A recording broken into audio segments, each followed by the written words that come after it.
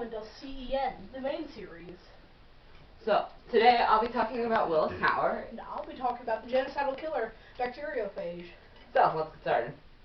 So, Willis Tower is a large skyscraper in Chicago, and it has like 9 pieces, it looks like, on the outside. A brief overview of the tower. It was built finished in May 1973. They started building it in 1970 for Sears-Roebuck Company. And anyway, well, in 1991, that company moved out, and Willis Group Holdings moved in. In 2009, they took it from Sears Tower, which was what it used to be, and sometimes me included, calls it that, and called it Willis Tower in 2009 again. And then in 2015, Blackstone Group Holdings, another company similar to Willis Group Holdings, purchased it for $1.3 billion.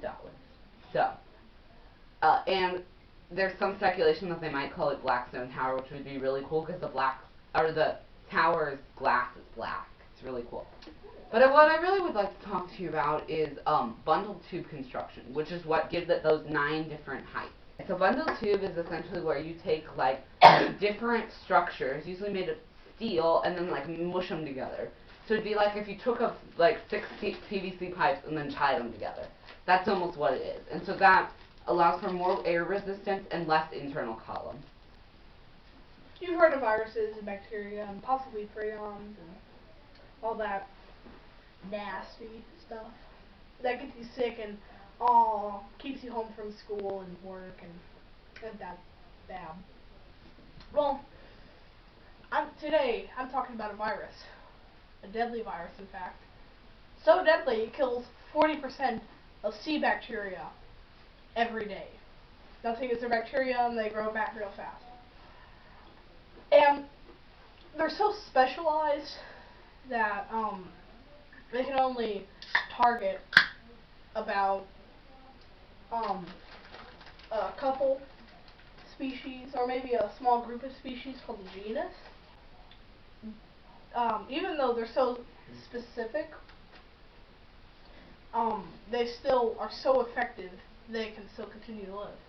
And their range of host specificity is called their host specificity. And a bigger host specificity would be a wider range of bacteria it can infect. These bacteriophages, like I said before, are very, very genocidal. And to bacteria. Yeah.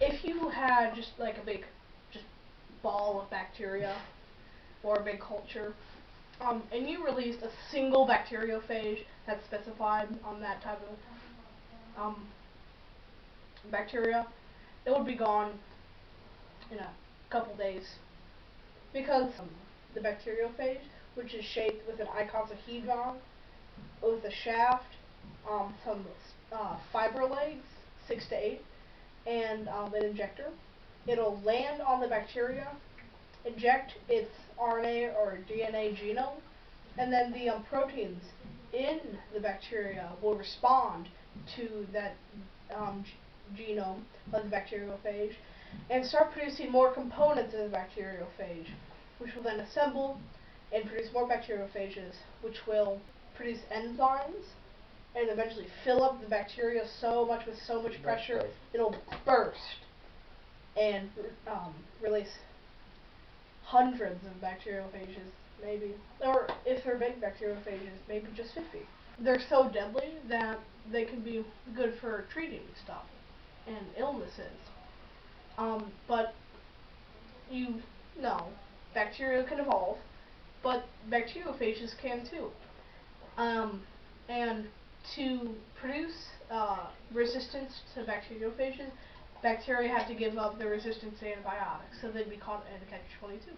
Wow. And humans would live for a lot longer, I bet. So, well, that's interesting. So now we have to go. So thanks for watching. See you next time. Subscribe. Yeah, alrighty.